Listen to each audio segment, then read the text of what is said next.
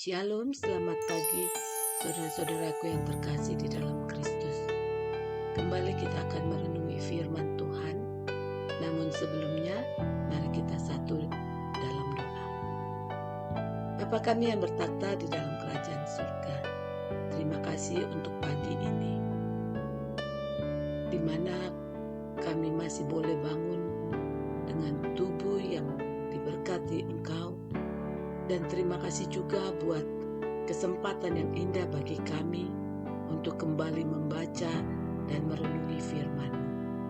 Berkatilah kami Bapa, agar kami dapat mengerti dan terlebih mampu melakukan firman-Mu di dalam kehidupan kami.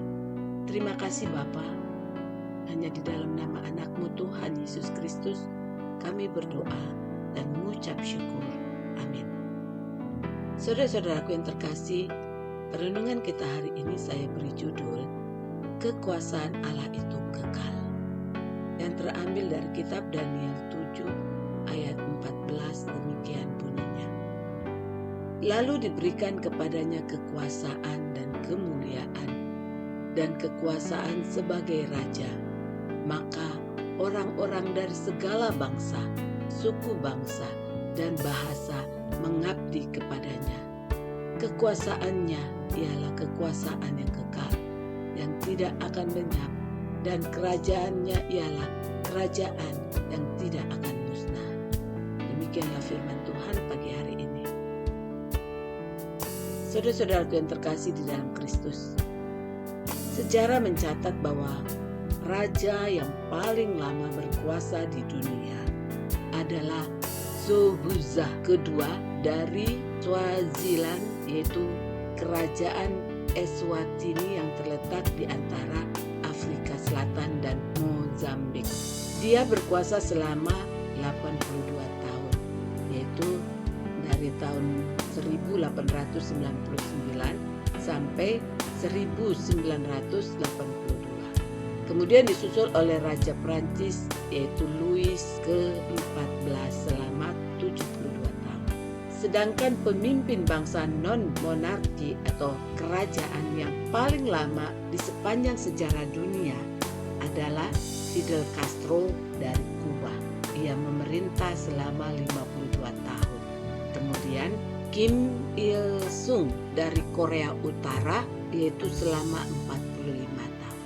Nah, kalau dari Indonesia yang paling lama menjabat sebagai presiden adalah Bapak Soeharto, yaitu selama 32 tahun. Cukup lama ya. Namun kalau kita perhatikan bahwa dari seluruh kekuasaannya itu hanya bersifat periodik dan sama sekali tidaklah bersifat kekal. Ada waktunya. Karena memang di dunia ini tidak ada yang bersifat kekal, kecuali kehadiran dan kekuasaan Allah saja yang bersifat kekal. Semuanya akan lenyap, semuanya akan berakhir pada waktunya.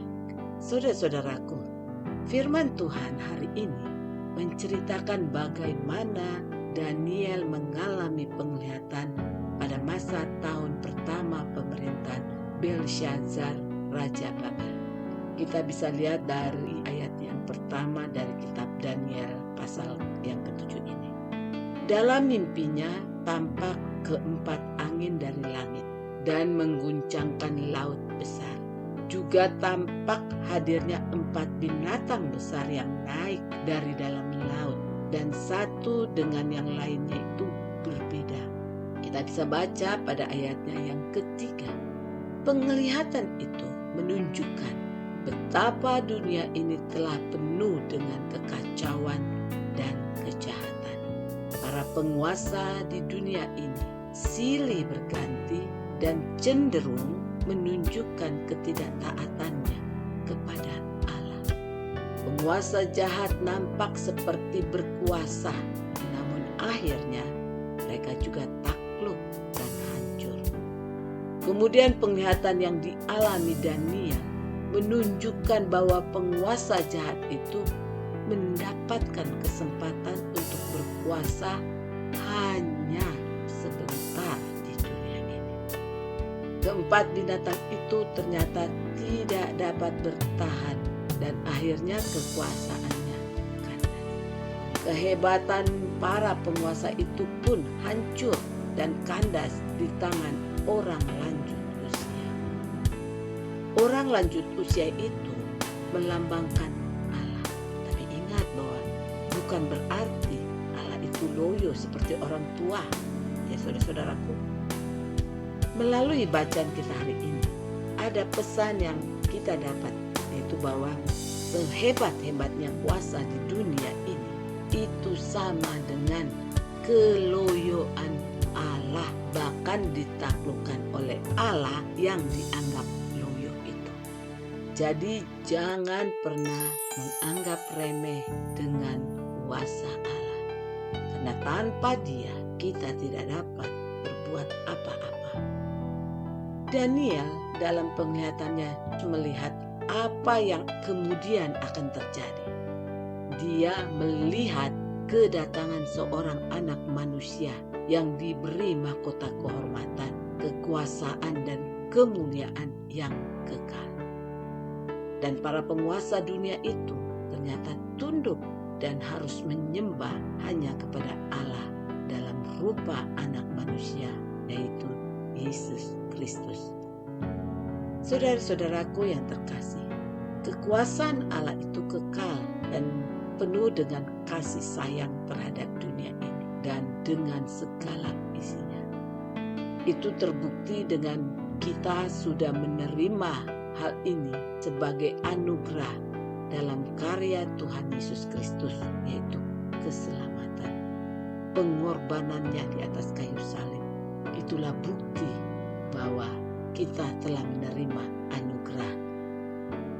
Karena itu saudara-saudara, Tuhan pasti juga mempercayakan kekuasaan yang penuh kasih kepada anak-anaknya di dalam memimpin umat Allah dan masyarakat, agar kita juga dapat menyalurkan kasih-Nya mengalir ke setiap orang yang haus akan kedamaian serta keselamatan kekal. Kekuasaan Allah yang kekal seperti itulah yang kiranya tetap memimpin dan menguasai perjalanan hidup kita.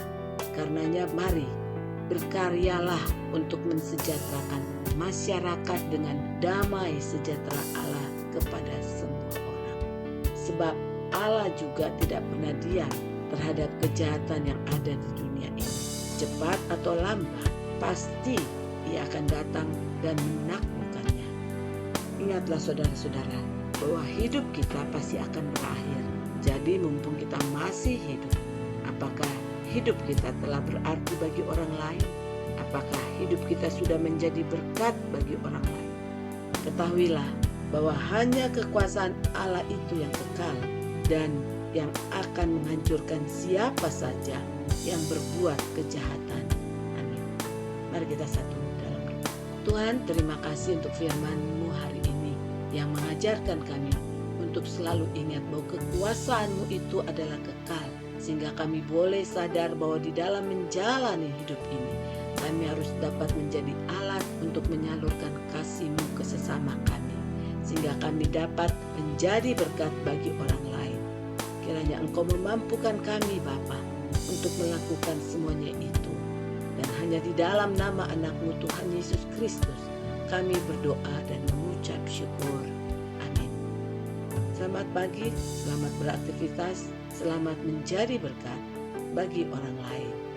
Tuhan Yesus Kristus memberkati kita semua.